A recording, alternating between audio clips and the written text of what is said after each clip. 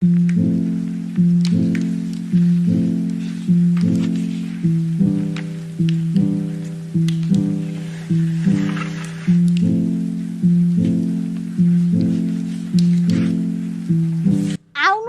वनस्थली बोराटारमा बनेको 10 आनाको प्रपर्टी कस्तो हुन्छ टुर गरौँ। तपाईको अगाडि आउनको लागि 13 फिटे बाटो, यतापट्टिबाट आउनुहुन्छ भने तपाईको वनस्थली खरिबोटबाट आउने यताको रो, तपाईको बोराटार हाइटबाट माइक्रो स्टेसनबाट आउनुहुन्छ भने यताको बाटो आउन सक्नुहुन्छ। घरभित्र इन्ट्रान्स गर्ने बित्तिकै तपाईको यतापट्टि दुईटा गाडी, यतापट्टि एउटा गाडी राखेर बाइक स्कुटर पनि मजाले एडजस्ट गर्न मिल्ने। तपाईको साइडमा यतापट्टिबाट आउनुहुन्छ भनेदेखि यहाँ एउटा सानो तपाईले एउटा पार्किङ स्पेस पनि सुविधा पाउन सक्नुहुनेछ। पछाडिपट्टि तपाईले करेसा बारी या भनौँ मिनी गार्डन बनाउन पनि मिल्ने स्पेस पाउन सक्नुहुने भयो। अगाडि त तपाईलाई मैले भन्नै परेन, यति मजाको गार्डन स्पेस देख्न सक्नुहुनेछ। बाहिर तपाईको एकदमै स्पेसियस रहेको 10 आनामा बनेको प्रपर्टी यही नै हो। तपाईको पूर्व र उत्तर मोडा फर्किएको। अब हामी प्रपर्टीको भित्र इन्ट्रान्स गर्छौँ है। इन्ट्रान्स गर्न साथै तपाईले यति मजाको हेर्नुस् ढोकाको डेकोरेसनहरुदेखि लिएर तपाईले ग्राउन्ड फ्लोरमा पाउन सक्नुहुनेछ 1 BHK को स्पेस है, जुन तपाईले यदि रेन्टलमा दिनुहुन्छ 1 BHK भने पनि ठीक छ। यतापट्टि तपाईको हल बनाउन मिल्यो। अघि म यता देखाएँ मिनी गार्डन, जताबाट तपाईँ आउन मिल्ने यो सेकेन्ड इन्ट्रान्स भयो। तपाईको जुन उत्तर मोडा फर्किएको, यतापट्टि पूर्व मोडा फर्किएको भइहाल्यो। यतापट्टि तपाईले यसलाई एज अ डाइनिङ रुमको स्पेसको रुममा पनि स्पेस गर्न युज गर्न सक्नुहुनेछ। यतापट्टि तपाईले एउटा सानो एउटा मिनी पूजा कोठाको किचनको पनि स्पेस पाउन सक्नुहुनेछ। यो ढोकाबाट भने तपाईँ बाहिरपट्टिको स्पेसमा भनौँ या भनौँ यतापट्टि करेसा बारी तपाईले देख्न सक्नुहुनेछ। तरकारीहरू अलरेडी लगाइराख्नु भएको छ ओनरले, सो तपाईँ यो तरकारी बारीमा निस्किन सक्ने यताबाट स्पेस भयो, किनकि किचनको इन्ट्रान्समा हुनै पर्यो। यतापट्टि तपाईको पाउन सक्नुहुनेछ एउटा सानो स्टोरेज रुम या भनौँ तपाईले किचन आइटम युज हुने जति तपाईले ब्याकअप स्टोरेज बनाउन सक्नुहुनेछ। यतापट्टि तपाईको मैले भने अनुसारको 1 BHK को एउटा बेडरुम, यतापट्टि तपाईले एउटा कमन वाशरुम पाउन सक्नुहुनेछ। यो तपाईले स्पेसलाई चाहिँ एज अ तपाईले रेन्टल स्पेस पनि युज गर्न सक्नुहुने भयो। होइन मेरोमा गेस्ट पाउन पास आइरहनुहुन्छ भन्नुहुन्छ भने एज अ गेस्ट रुमको रूपमा पनि युज गर्न सक्नुहुनेछ है। अब जाउँ हामी फर्स्ट फ्लोर तब। तपाईले आफै देख्न सक्नुहुनेछ यति मजाले डेकोरेसन गर्नु भएको छ, यति मजाको टाइलहरु बिछाइएको। अब हाम्रो फर्स्ट फ्लोरमा तपाईले इन्ट्रान्स गर्ने बित्तिकै पाउनुहुन्छ एकदमै स्पेसियस एउटा लिभिङ स्पेस, जुन तपाईले झुमरहरु यति मजाले डेकोरेसन गर्नु भएको छ। तपाईले साइडमा पनि मजाले आफै देख्न सक्नुहुनेछ। यो तपाईले फर्स्ट फ्लोरमा भने 3टा बेडरुम पनि पाउन सक्नुहुनेछ। यतापट्टि रह्यो तपाईको एउटा फर्स्ट बेडरुम। तपाईले यो प्रपर्टीमा हरेक बेडरुमबाट बाल्कनीको मजाले एउटा खुल्ला स्पेस पाउन सक्नुहुनेछ, ताकि बिहान बिहान उठेर तपाईले मजाले घाम पनि हेर्न सक्नुहुने भयो।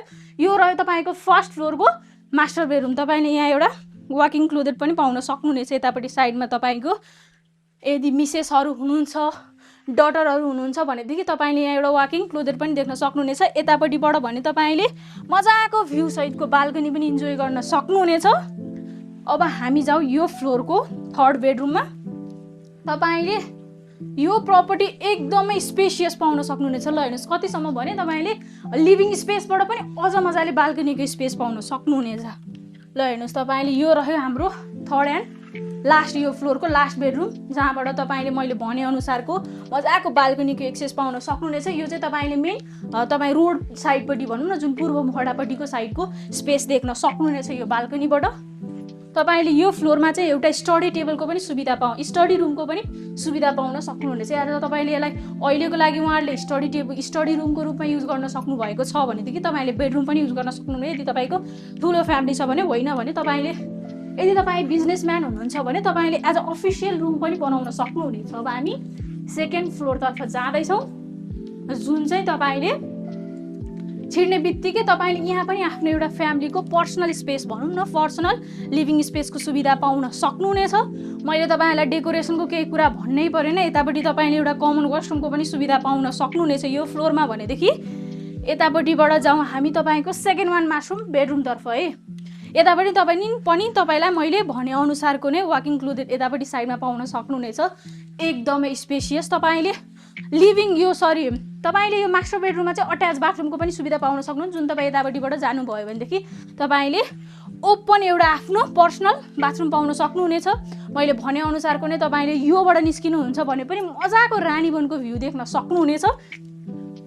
हामी जाउँ अब सेकेन्ड बेडरुमतर्फ है, जुन तपाईले मैले भने बमोजिमको नै बाल्कनी सहितको यति मजाको बेडरुम पाउन सक्नुहुनेछ, जुन तपाईँले आफै देख्न सक्नुहुनेछ कति स्पेसियस छ, जुन तपाईँले मास्टर बेडरुम भन्दा पनि कुनै फरक नपर्ने है। तपाईँको फर्स्ट लोअर टेरिस तपाईँको यहाँबाट देख्न सक्नुहुनेछ। लोअर पनि स्मलवाला लोअर भन्दा पनि हुन्छ, जहाँबाट तपाईँले यतापट्टि साइडमा हेर्नुहुन्छ भने रानीवन जङ्गल पुरै पाउन सक्नुहुने भयो, मजाको ग्रिनरी आउने भयो, तपाईँको एकदमै स्वच्छ सफा हावा यतापट्टिबाट आउने भयो। यतापट्टि हेर्नुहुन्छ भने तपाईँको मेन इन्ट्रान्स गेटमा तपाईँले यतापट्टिबाट देख्न सक्नुहुनेछ रोड साइडको।